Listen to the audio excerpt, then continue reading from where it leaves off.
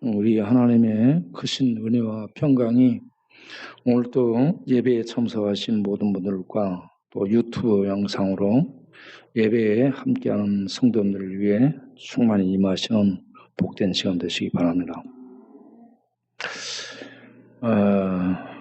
미국이 백인 우월주의 사회로 흑인과 유색 인종에 대한 차별이 극심했었죠. 그래서 흑인이라든지 황인, 이렇게 유색 인종들은 미국 사회에서 중요한 직책에 나아갈 수 없었습니다. 미국 가서 얘기를 해보면 어느 정도까지는 허용이 되는데 그 이상은 올라갈 수 없답니다. 인도에 가면 인도도 인종 계급이 있죠. 브라흐만, 크샤트리아, 바이사, 수드라 해가지고 브라흐만은 성직자 계급이고 크샤트리아는 무사 계급이고 바이사는 평민이고 수드라는 천민, 이렇게 계급이 나눠져 있습니다. 우리나라 옛날에 조선시대 양반 상놈, 양반 평민, 상놈 노예, 그리고 백정들 이렇게 해가지고 조선시대도 계급이 나눠져 있었죠. 종교개혁 시대에도 이 황족 그리고 귀족, 황족은 황제와 관계되는 친인척들, 그리고 귀족은 역시 성직자 계급이었습니다. 로만 카톨릭이 성직자 계급이었죠. 그리고 일반 평민들 이렇게 나눠져 있었죠. 그래서 일반 평민들에게는 성경도 읽지를 못하는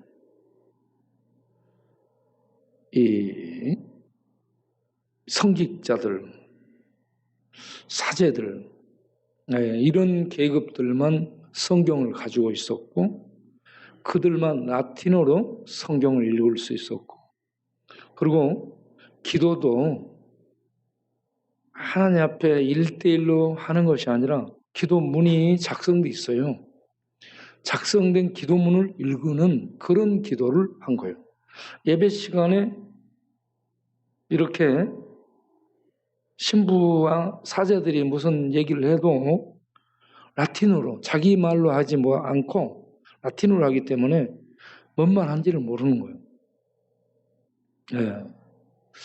그렇게 혹세무민했던 그런 어두운 암흑의 시대였죠. 이런 시대에 귀족, 울타리 안에 들어가는 그 귀족이 되는 길이, 양반이 되는 길이 참 어려웠죠.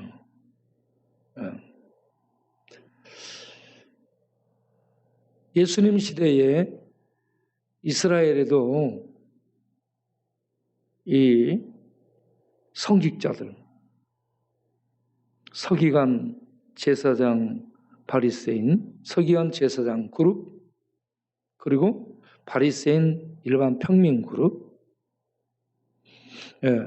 그리고 일반인들, 그 밑에 이제 세리, 창기, 또 문둥병자, 이런 사람들은 죄인이었습니다. 세리와 창기와 문둥병자 이런 사람들은 죄인이었고 더러운 사람들이어서 상종을 안 했습니다. 자, 마태복음 9장을 읽어보겠어요. 마태복음 9장 9절부터 13절을 보겠습니다. 자, 예수께서 그곳을 떠나 지나가시다가 마태라는 사람이 세간에 앉아 있는 걸 보시고 나를 따르라, 나를 따르라. 예수님이 유대인이에요. 유대인이 세리 마태를 보고 말을 해요. 이거는 유대인의 사회를 지탱하는 율법, 그걸 어기는 일입니다. 지금 말을 하면 안 돼요. 나를 따르라 하시니 그가 일어나서 따랐어요. 10절, 너무 감사해서 예수님을 자기 집에 초대했어요. 마태의 집에 예수님이 가서 이제 앉아서 같이 음식을 먹는데 세리 마태만 있는 것이 아니라 마태 친구들 세리들이 많이 와 있어요. 세리 친구들뿐만이 아니고 죄인들이 많이 와 있습니다. 네. 거기에 예수님과 제자들이 같이 가서 앉았어요. 교제하는 겁니다. 그리고 식탁 교제를 하는 거죠. 앉아서 같이 밥 먹습니다. 밥 먹으며 교제. 이걸 유대인들을 대표하는 바리새인들이 보고 제자들에게 이르되 비판을 하는 거죠. 어찌하여 너희 선생은 이러한 유대의 사회의 기본 원칙을 깨고 세리와 죄인들과 교제하고 밥 먹느냐, 이렇게 막 핀잔을 주고 비난을 하고 공격하는 거죠. 그때 예수님이 그 말을 들으시고 뭐라고 얘기합니까? 건강한 자에게는 의사가 쓸데 없지만 병든 자에게는 의사가 필요하다. 예? 이거는 유대 사회에 있는 속담이에요. 그리고는 예수님이 본 의도를 말씀드립니다. 너희는 가서 공부 좀 더 해라, 이겁니다. 너희가 공부 맨날 하는데 성경 있고 율법 있고 제사 드리고 열심을 내요. 그런데 하나님의 뜻을 모르는 거예요. 하나님이 뭘 원하냐면 긍휼을 원합니다. 그들은 제사 드리고 성경 가서 제사 드리고 율법 배우고 율법 가르치고 율법 지키나 안 지키나 살피고 이런 것을 철저히 하고 있지, 지식은 있는데 전통은 아는데 예배는 드리는데 하나님의 본뜻이 뭔지를 몰라요. 하나님의 본뜻이 뭐냐? 긍휼입니다. 긍휼을 다시 말하면 사랑입니다. 하나님이 원하는 것은 긍휼이에요. 그런데 그들은 제사만 부지런히 드려요. 제사는 오늘날 말하면 예배만 부지런히 드리고 성경 부지런히 있고 성경 지식 많아. 그런데 하나님의 뜻은 몰라. 하나님의 긍휼을 모르는 거예요. 네. 그래서 똑바로 배우라. 하나님의 뜻을 똑바로 배우고 알라. 예수님이 말씀이 내가 온 목적, 예수님이 오신 목적이 누구를 부르러 왔어요? 죄인을 부르러 왔어요. 의인을 부르러 왔어요? 네. 의인을 부르러 온 거 아니에요. 죄인을 부르러 왔어요. 이 세상에는 누가 살고 있어요? 죄인들이 살고 있습니다. 요한복음 3장 16절에 뭐라고 되어 있어요? 하나님이 이 세상이 어떤 세상이요? 죄악된 세상. 죄인들로 꽉 찬 죄인들의 세상이에요. 이 세상에 의인들이 있어요, 없어요? 없어요.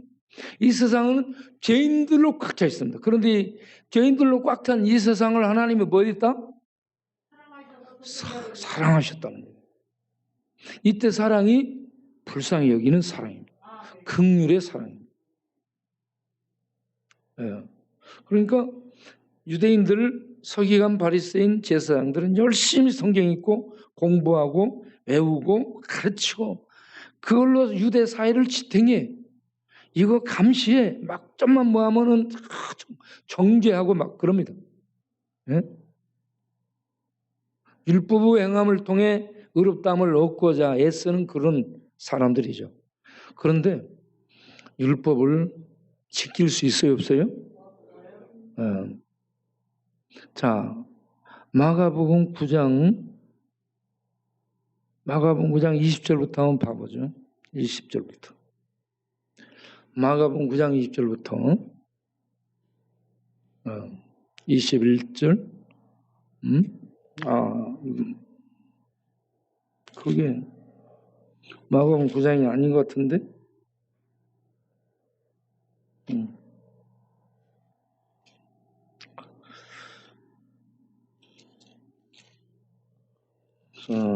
다시 찾아보죠.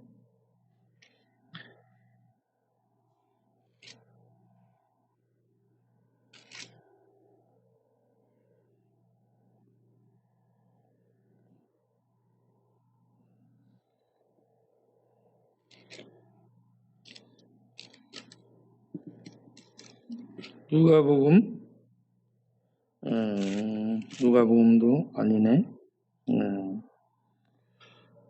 자, 그걸 찾아보도록 하겠습니다.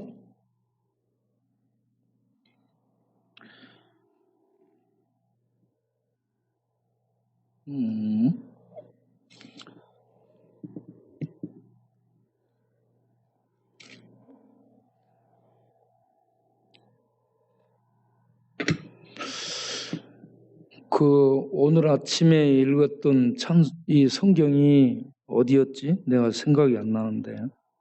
네?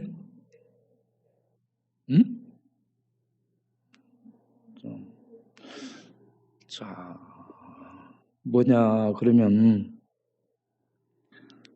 제가 그 내용을 얘기할게요. 사람의 마음에서 나오는 것, 사람의 마음에서 나오는 것이 무엇인가? 여러분, 사람이 여가 있어. 손을 이 칼로 찔러. 손을 찔렀어요. 뭐가 나오죠? 발을 찔러요. 발을 찔르면 발에서 뭐가 나와요? 머리를 찔러. 그럼 머리에서 뭐가 나오죠? 배를 찔러. 그럼 뭐가 나와? 우리 몸 어디를 찌르든지 피가 나오죠. 그러면 우리 마음과 생각이 무엇을 하든지 우리 인간에게서는 뭐가 나올까요? 예수가 나와야 돼요. 그렇죠. 그런데 죄가 나오죠. 네. 우리 마음, 우리 생각, 무엇을 하든지 죄가 나오는 거예요. 마음에서 나오는 것은 뭐라고 했어요? 음란과 도적질과 살인과 악한 생각, 네? 이런 것들이 마음에서 나온다라고 얘기합니다. 자, 그러면 음란이 뭐예요? 음란이 이렇게 남자는 여자를 바라보고 여자들을 거시기 하는 것을 이렇게 전부 가지고 있어요. 네.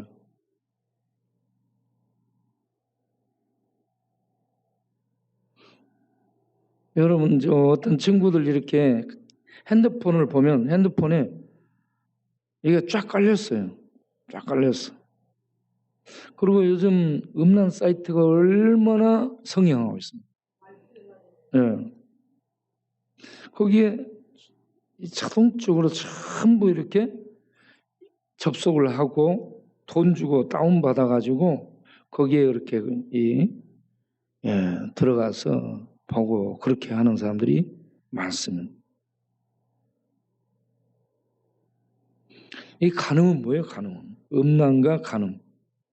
간음은 다윗같이 결혼한 사람이 다른 결혼한 사람하고 성관계를 갖게 된 것, 이것이 간음이죠. 그러면 이 시대에 음란과 간음과 또 이 마음속에요, 마음으로 사람을 미워하고 이것까지 전부 다 살인으로 얘기하고 마음으로 생각만 해도 간음죄 이렇게 얘기를 하고 있습니다. 유대 사회에서 유대인들은 뭐라고 해요? 직접 하지 않으면 안 하는 거예요. 행동으로 하지 않으면 간음도 아니고 음란도 아니고 살인도 아니야. 도적질도 아니고. 그런데 예수님이 말씀하죠. 너희가 마음으로 생각만 해도 어쩐다? 이미 살인했고 이미 간음했다라고 얘기합니다. 그러니까 행동으로 안 해도 마음속에 이렇게 저렇게 생각하는 이런 모든 것까지 하나님은 죄로 본다는 얘기입니다. 이건 안 했어. 그런데 이거는 걸렸어. 이거 했다. 그러면 죄인이에요? 아니에요? 자, 100가지 중에 99가지는 안 하고 한 가지 했어. 그러면 뭐예요? 그러면 죄인이에요. 그러면 율법의 100가지 조항 중에 걸리지 않을 사람이 있어요? 없어요?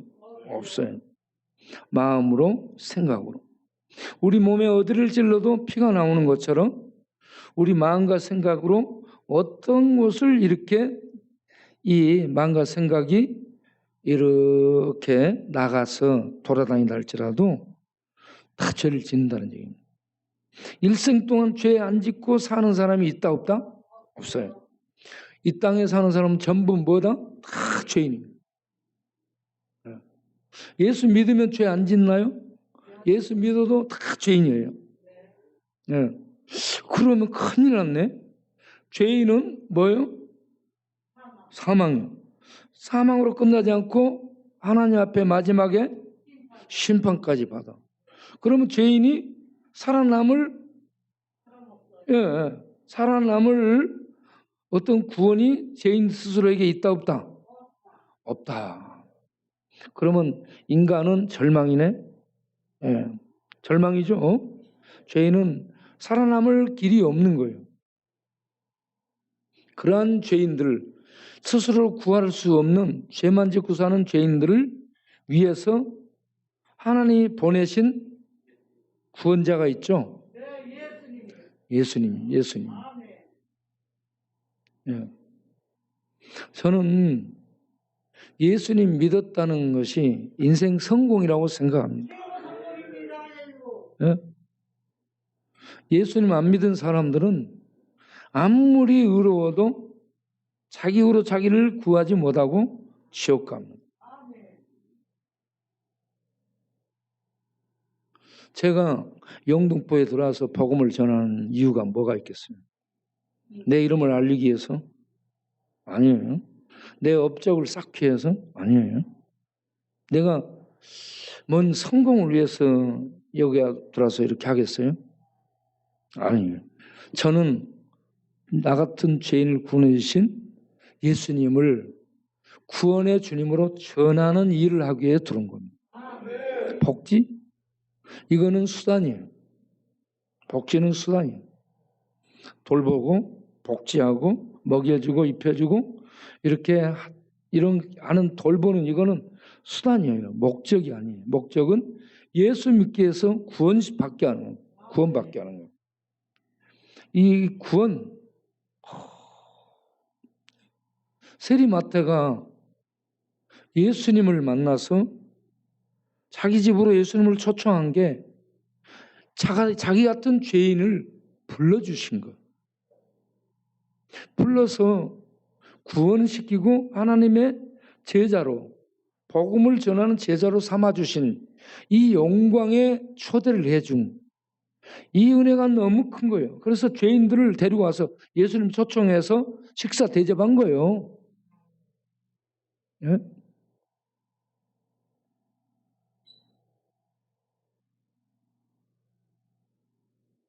우리가 이곳에 와서 해야 될 일이, 교회가 해야 될 일이 예수 믿게 해서 구원받게 하는 일입니다. 여러분, 예수님 이 땅에 오신 목적이 내가 의인을 부르러 온 것이 아니고 뭐라 했어요? 죄인을 불러 구원시키러 왔다. 그럼 우리는 예수님의 뒤를 따라서 죄인을 불러 구원시키는 그 일을 하면 되는 거예요. 네.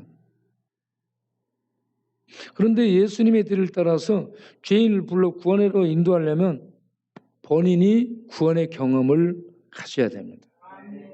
본인이 구원의 경험을 갖지 못하면 전도를 못해요. 네.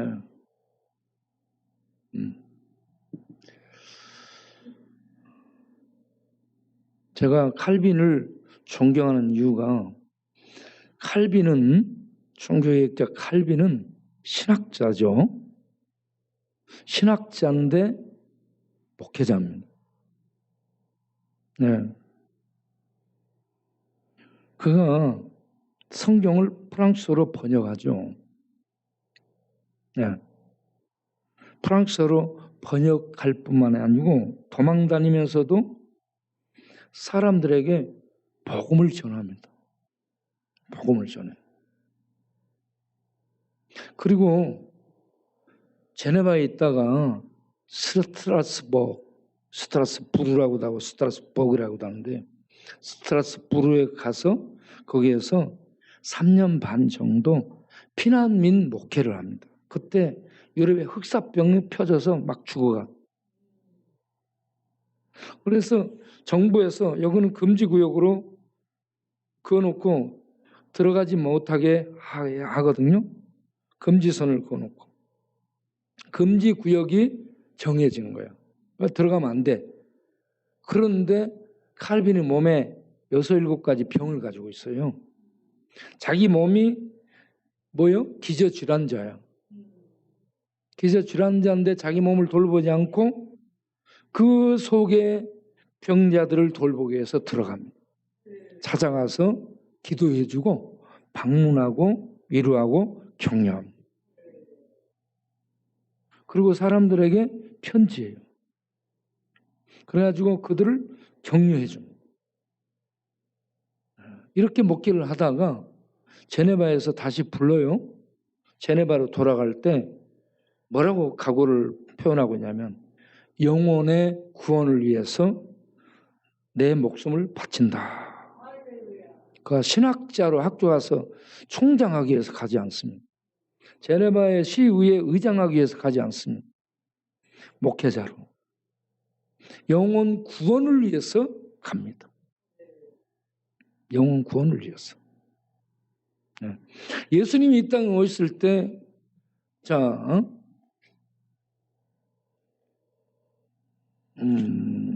예수님이 마가복음 1장 38절부터 보겠습니다. 마가복음 1장 38, 39절.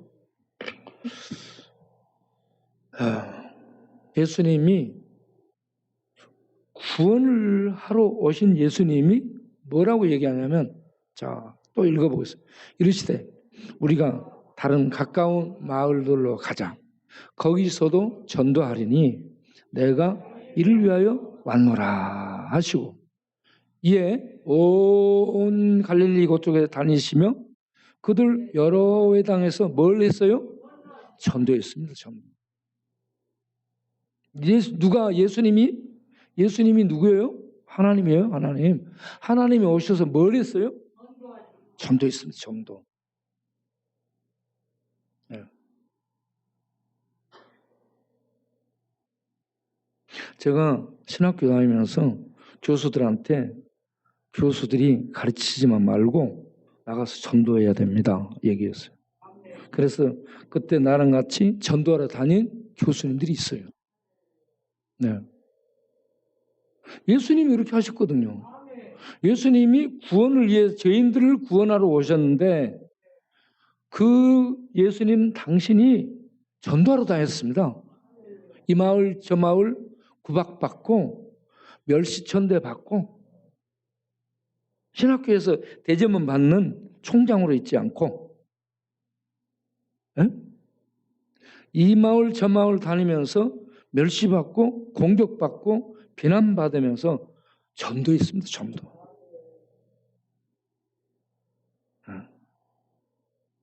저는 성경을 읽잖아요. 성경을 읽고 보면 예수님이 구원을 위해 죄인을 사랑하시고 구원을 위해 오셨네. 그분이 전도하러 다니셨네. 예수님 십자가에 못 박혀 죽을 때 강도들이 같이, 사형수가 같이 달려요. 거기서도 예수님이 뭔 기도를 해요? 예. 거기서도 하나님께 저 죄인들을 용서해 달라고 기도하지, 하나님 아버지, 저 죄인들을 천둥 벼락을 쳐서 죽여버리십시오. 저것들은 죽어도 쌉니다. 막 그랬어요? 그렇지 않고 예수님이 뭐라 했어요? 아버지, 저들을 어떻게 해요? 불쌍히 여겨달라고. 불쌍히 여겨달라고. 이렇게 끝까지 하나님의 긍휼을 나타내시고, 죄인들을 끝까지 사랑하고, 죄인들을 사랑해서 자기 몸을 던지죠.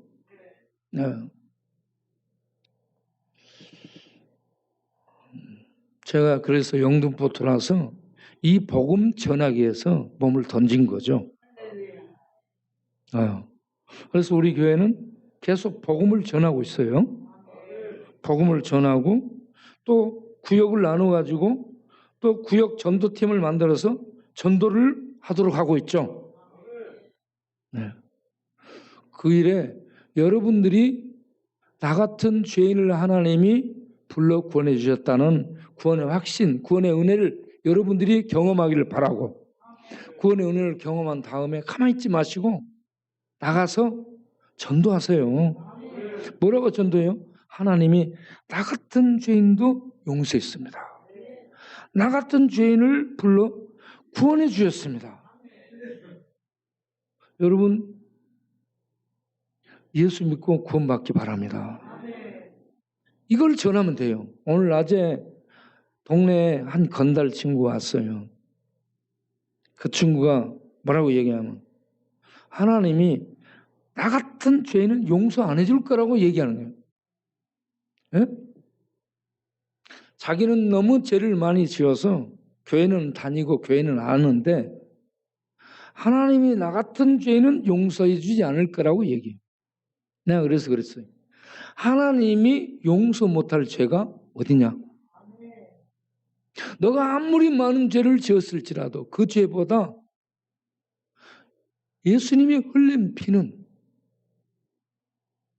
하늘의 피인데 우리들의 죄를 용서 못할 그런 죄가 없는 죄사함의 능력이 있는, 효력이 있는 피다.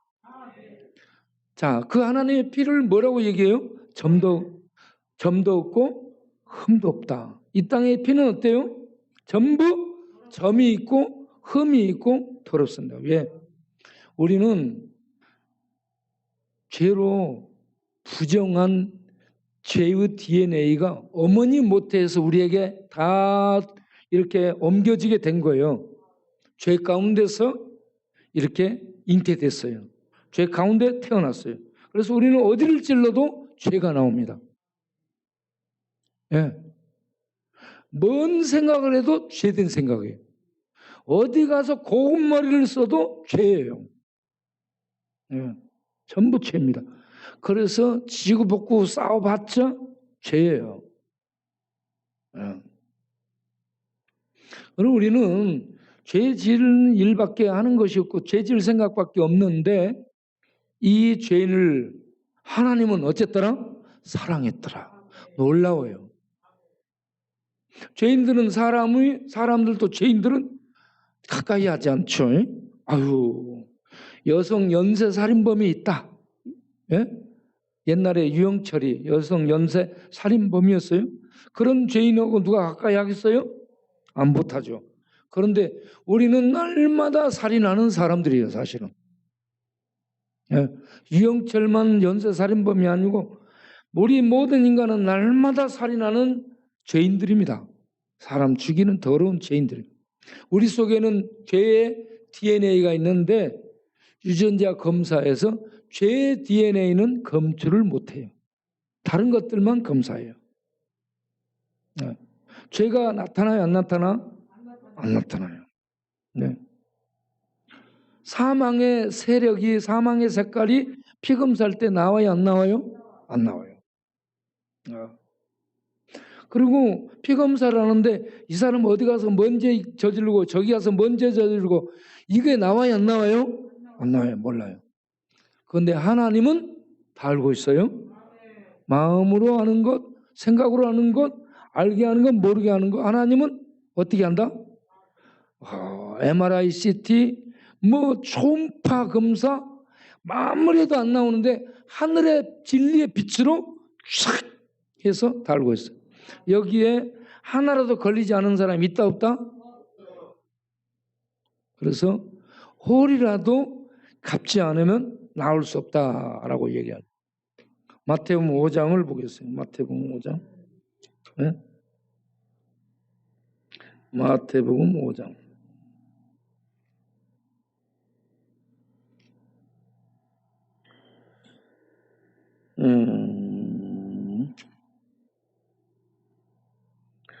자, 마태복음 5장 26절. 진실로 내게 이르노니 거기에 한 푼이라는 말이 전에는 홀이라고 되어 있습니다. 한 푼. 한 푼? 땡전 한 푼? 홀이? 우리들이 땡전 한 푼 지금 10원짜리 귀 여기 안 여겨요? 100원짜리도 바우에게 옛날에 10,000원을 보여주면 눈이 확 떴어요. 지금 10,000원 보여줘도 눈이 안 뜨고 금색깔 있잖아. 50,000원. 이 정도 보여줘야 눈이 떠지는. 지금은 100원, 뭐 1,000원 이런 건 뭐 별로요. 응? 아니 우리 바우 말고 다른 동네 바우가 그렇다는 얘기야. 바우가 다른 동네 바우가 그렇다는 얘기요. 응?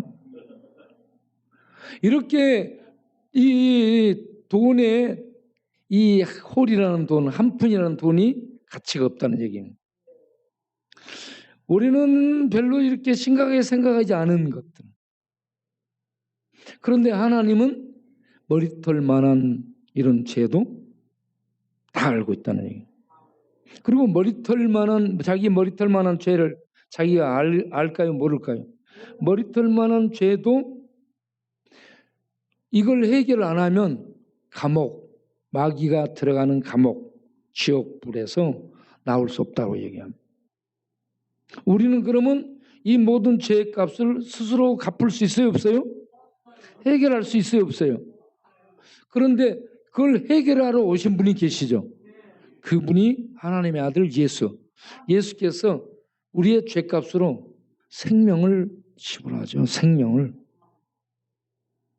점도 없고 흠도 없는 하나님의 이 땅에 없는 거룩한 피를 흘려요. 무엇으로? 우리들의 죄값으로. 그래서 하나님이 그 피를 죄값으로 받으셔.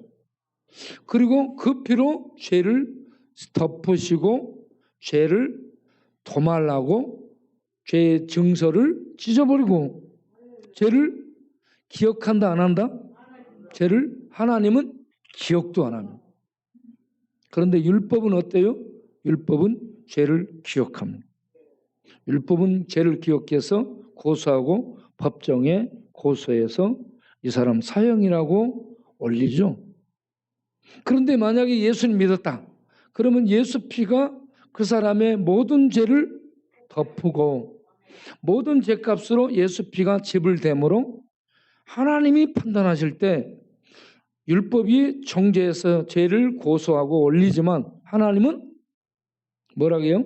너는 죄 없다. 무죄를 선언하는 거예요. 무죄를. 네. 저는 이 교회에서 예수 믿어 죄사함을 얻는다. 이것보다 귀한 설교가 없다고 생각합니다. 다른 거 아무리 해도 예수 믿어 죄사함을 얻고 예수 믿어 지옥에서 나오고 예수 믿어 구원받는다. 예수 피가 그러한 효력을 발휘한다. 이것보다 값진 설교 어디 있습니까? 예수 믿어 구원받는다는 이 말씀에 은혜 받기를 바랍니다. 예수님이 나를 위해서 십자가에서 생명을 지불하고 보배로운 피를 흘려줬어요. 그 피가 내 죄 홀이라도 한 푼이라도 이렇게 숨겨져 있는 머리칼 같은 그러한 어떤 죄도 다 덮고 다 용서해 준다. 거기서 예수 피로 덮어서 나온다.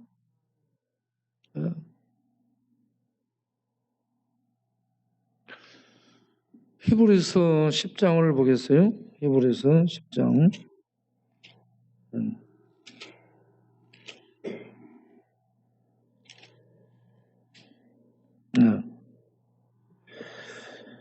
10장 17절에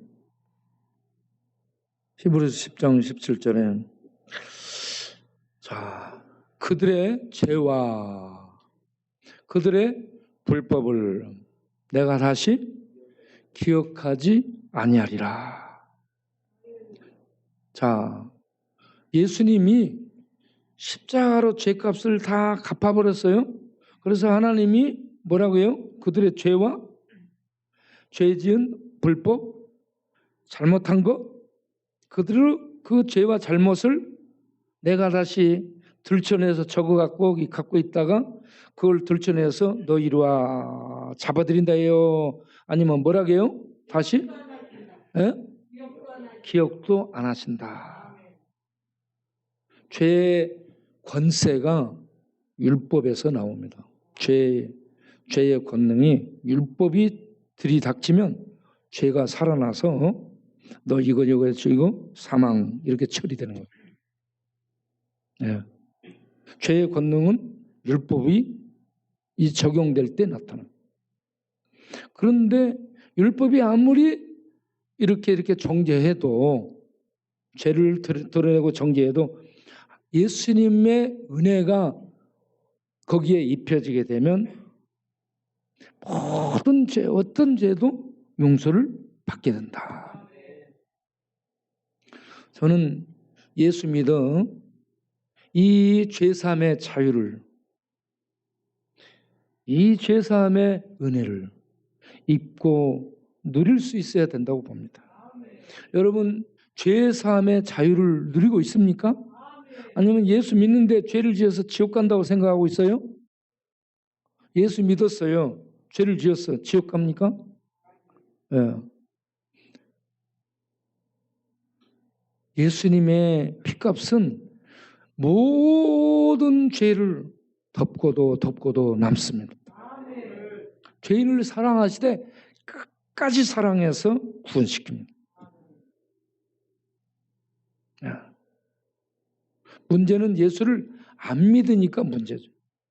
예수를 믿는 사람은 반드시 회개하고 하나님 앞에 죄를 보고 회개하고 용서를 구하고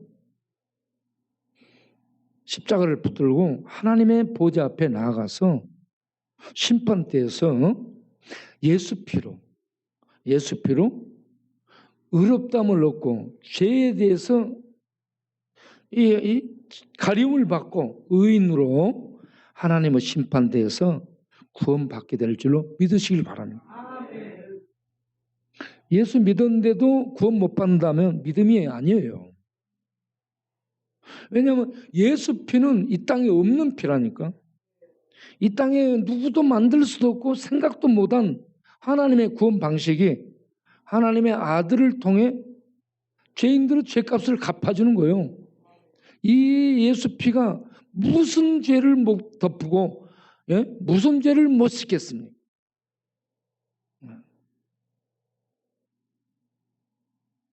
예수 믿는 성도는 죄사함의 자유가 있어야 될 줄로 믿습니다.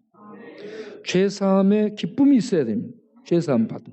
그래서 예수 믿는 사람은 심령에 죄사함의 자유, 죄사함의 기쁨, 죄사함 받은 감격, 죄사함 받은 하나님의 은혜 안에서 누리는 평강, 이런 이 영적인 은혜가 우리 안에 있어야 됩니다.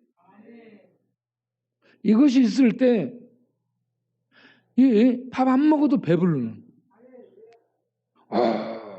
기쁘고, 야, 이 놀라운 은혜를 입었네.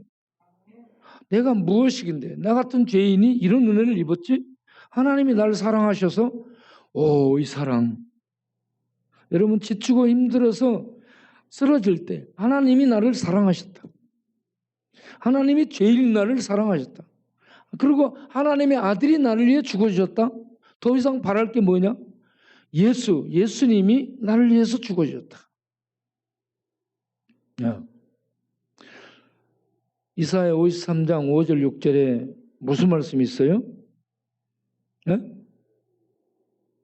이사야 53장 5절 6절? 읽어보세요. 6절까지. 자, 예수님이 죄 때문에 이렇게 당했어요. 6절을 보세요. 우리는 다 양 같아서 그릇 행하여 각기 제 길로 갔어요. 여호와께서는 우리 모두의 죄악을 누구에게? 예수님에게 짊어지고 가게 하신 거예요. 우리가 짊어질 거 아니고 누가 짊어졌어요? 예수님이 짊어졌어요. 저는 여기에서 자유를 얻습니다. 내 죄를 누가 짊어졌어요? 석가모니 짊어진 거 아니에요. 공자 짊어진 거 아니에요. 소크라테스 짊어진 거 아니에요. 예수님 하나님이 짊어졌어요. 예수님이 하나님이잖아요. 하나님이 내 죄를 짊어져 버렸으니까 끝난 거예요. 이제 죄를 완전 처리해 버렸잖아요. 하나님이.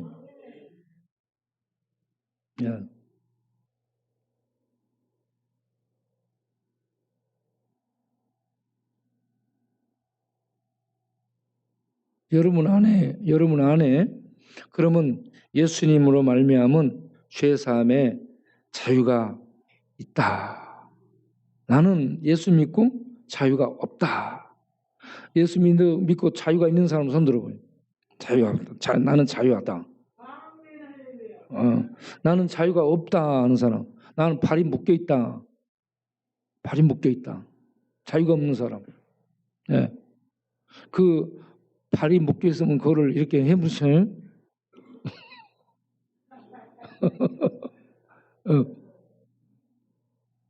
그래서 예수.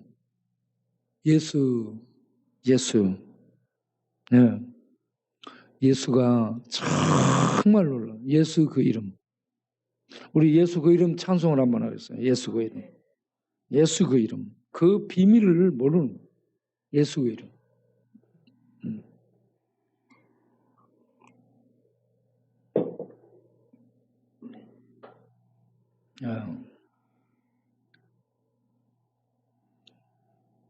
예수 그 이름. 제 얼굴이 이틀 만에 좀 환해졌죠. 첫날 시커맸을 거예요.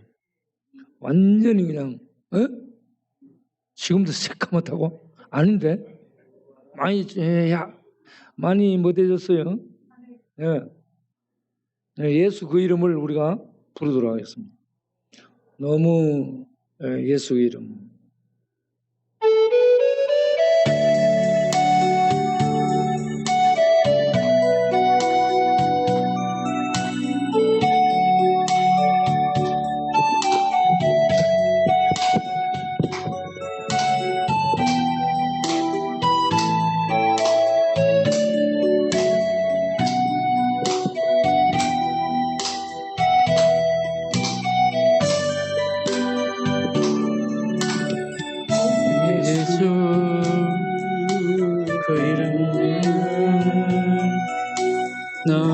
나는 말할 수 없네. 그 이름 속에 있는 그 이름 속에 있는 그 사랑은 말할 수 없어서 그 풍부한 표현 못해서 비밀이 되었네. 그 이름 비밀이 되었네.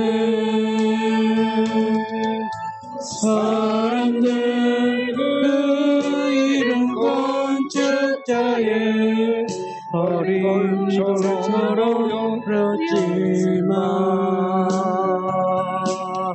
내 마음에 새겨진 이름은 아름다운 보석.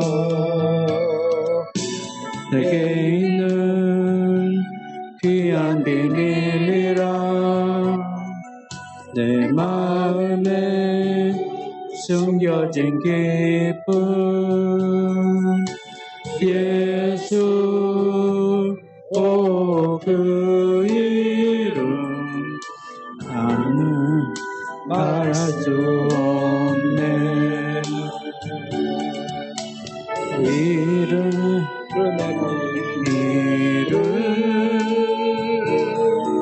그 이름의 사랑을 이름의 비밀을 그 이름의 사랑을 예수 다시 한번 하겠어요. 여러분 예수 그 이름 비밀입니다. 능력입니다. 하나님의 지혜, 구원의 능력, 구원의 비밀. 예수 이름 속에 숨겨져 있어요. 몰라 사람은. 그런데 믿는 자는 아는 거예요. 예수 그 이름 안에 자유, 평강, 그리고 하늘의 능력 얻고 누리기를 바랍니다. 예수 그 이름 다시.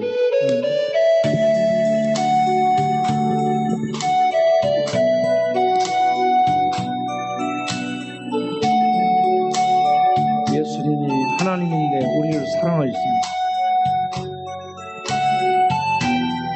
예수님이 하나님이신데 우리를 사랑하셨습니다. 우리 죄인을 사랑하셨습니다.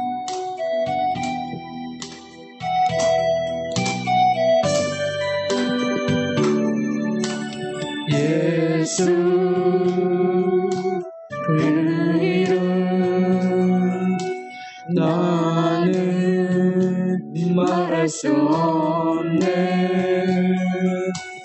그 이름 속에 있는 이름 그 이름 속에 있는 사랑을 그 사랑은 말할 수 없어서 그 풍부한 표현 못해서 비밀이 되었네. 그 이름 비밀이 되었네. 사람들 그 이름 건축자에 어린 졸처럼 버렸지만 내 마음에 새겨진 이름은 아름다운 보석. 내게 있는 귀한 비밀이라 내 마음에 새겨진 기쁨 예수 그 이름 나는 말할 수 없네. 그 이름의 비밀을 그 이름의 사랑을 그 이름의 비밀을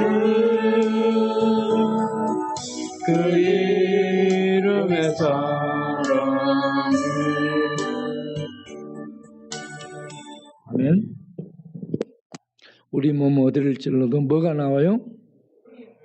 우리 마음 어디를 써도 뭐가 나와요? 죄. 성경은 어디를 읽어도 누가 나와요? 예수가 나와요. 성경은 어디를 읽어도 성경이 예수 몸 같아. 성경이 예수 몸 같아요. 그래서 성경은 어디를 읽어도 예수가 나와. 구약을 읽어도 예수가 나와. 네. 뭐 신약을 읽어도 예수가 나와. 어디 가서 읽어도 뭘 읽어도 성경을 읽으면 예수가 보여요. 전부 예수를 말하는 거야. 그러니까 이 성경 속에 예수가 다 숨겨 있잖아. 우리가 죽을 때도요, 예수를 붙들고 죽기 바랍니다. 하나님 심판 앞에 나갈 때도 예수 붙들고 나가면 돼요. 그리고 힘들고 어려울 때도 예수 붙들고 가면 됩니다. 예수 붙들고. 저는 그가 찔림은, 제가 이 동네 들어올 때 하나님 주신 말씀이 뭘까요? 마가복음 9장 23절. 할 수 있거든요. 무슨 말이냐. 믿는 자에게 능치 못할 일 없네. 이 말씀을 주셔서 제가 이 말씀 붙들고 왔었습니다. 그런데 지금은 하나님이 저에게 주시는 말씀이 뭐냐. 이사야 53장 5절. 그가 찔림은 이거 기억하고 해석하고 하는 것이 아니라 뭐라고 얘기하냐. 네가 찔림을 받으라. 네가 찔림을 받아 예수의 찔림에 동참하라. 예, 우리는 이거 비상적으로 애우고 신학적으로 풀고 이렇게 가르치고 이해하려고 하는데 예수 찔림에 우리가 찔림을 받고 마음에 찔리고 생각에 찔리고 피 속에 찔리고 이 모든 것에 찔리면서요 예수 찔림을 경험하는 거예요. 예수 찔림에 동참하는 거예요. 네. 그래서 우리를 찔러주는 사람이 있으면 감사하시기 바랍니다. 예수 찔림을 경험하게 해주는 사람이 되는 거예요. 저는 최창렬이 얼마나 감사한지 몰라요. 최창렬 같은 사람들이 얼마나 감사한지 몰라요. 찔림을 받아야 예수 그리스도의 십자가에 찔림 받은 것을 깊이 있게 경험하게 됩니다. 그리고 이해하게 됩니다.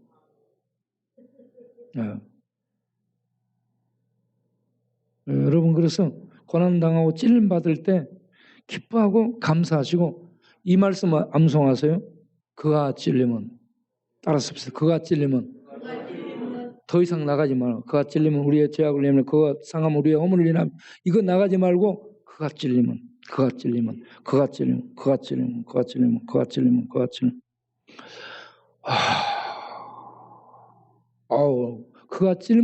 이거 한 단어에 다 있어. 응? 예수님 거기서 피가 펄펄 나와요. 그가 찔림. 예수님의 찔림을 고난 시대에 예수님의 찔림을 경험하면서 여러분들이 십자가에 같이 못 박히셔서 그 찔림을 경험하면서 하나님의 은혜, 하나님의 아들의 찔림, 내가 찔림, 내가 이렇게 죽는데 하나님이 대신 죽어준 이 은혜가 생생하게 체험되는 그런 은혜 속에서 살아가는 우리들이 되기를 바랍니다.